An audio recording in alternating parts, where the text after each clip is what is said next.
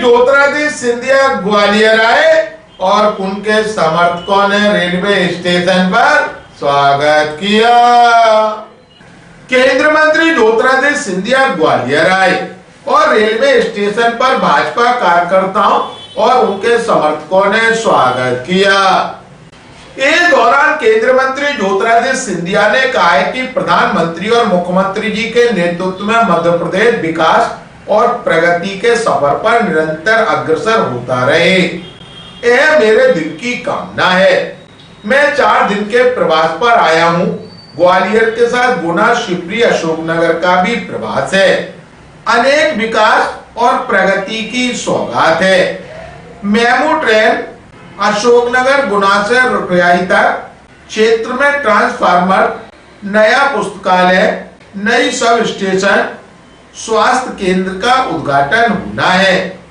इस तारतम्य में ग्वालियर का कार्य भी आगे बढ़ रहा है।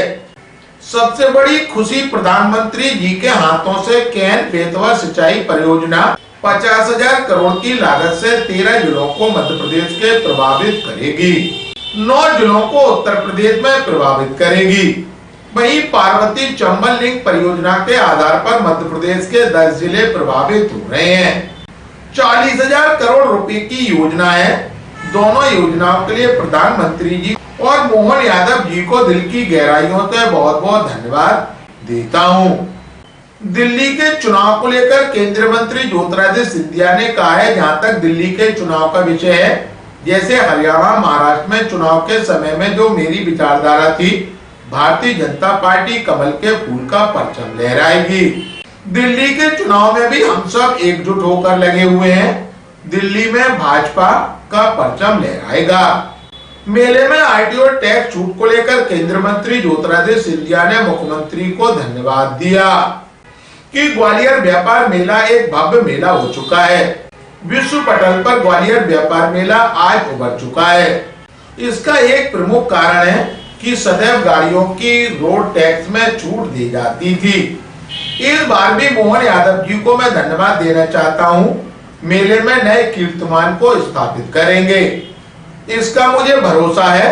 वहीं जिला अध्यक्षों की सूची में हो रही देरी पर केंद्रीय मंत्री ज्योतिरादित्य सिंधिया ने इशारों में कहा है कि जल्द आएगी।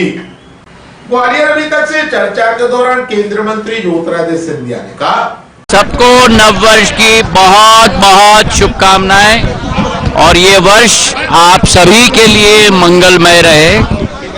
ये वर्ष हमारे ग्वालियर चंबल संभाग, हमारे मध्य प्रदेश और हमारे देश प्रधानमंत्री जी के नेतृत्व में, प्रदेश मोहन यादव जी के नेतृत्व में विकास और प्रगति के सफर पर निरंतर अग्रसर होते रहे, यही मेरी दिल की कामना है। इस बार 4 दिन के प्रवास पे मैं आया हूँ।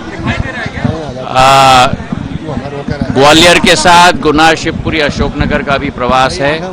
अनेक विकास और प्रगति के सौगात, मेमू का ट्रेन अशोकनगर गुना से रुठियाई तक, हमारे क्षेत्र में ट्रांसफार्मर्स, नया पुस्तकालय, नई सबस्टेशन, स्वास्थ्य केंद्र के उद्घाटन होने वाले हैं और उसी तारतम्य में ग्वालियर का कार्य भी आगे बढ़ रहा है।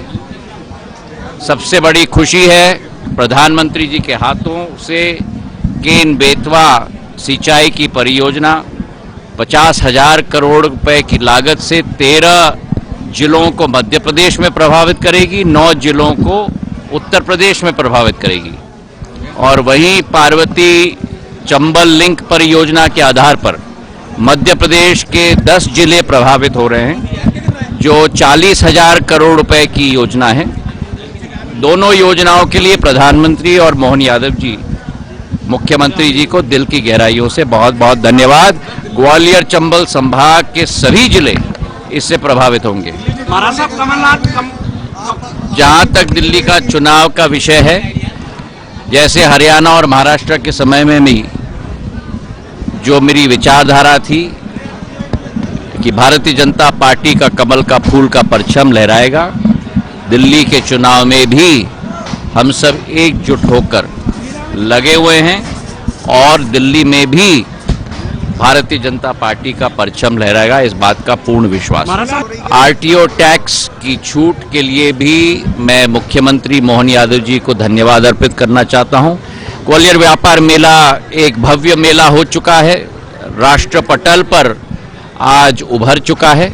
उसका एक प्रमुख कारण है कि सदैव गाड़ियों की व्यापार में रोड टैक्स की छूट दी जाती थी।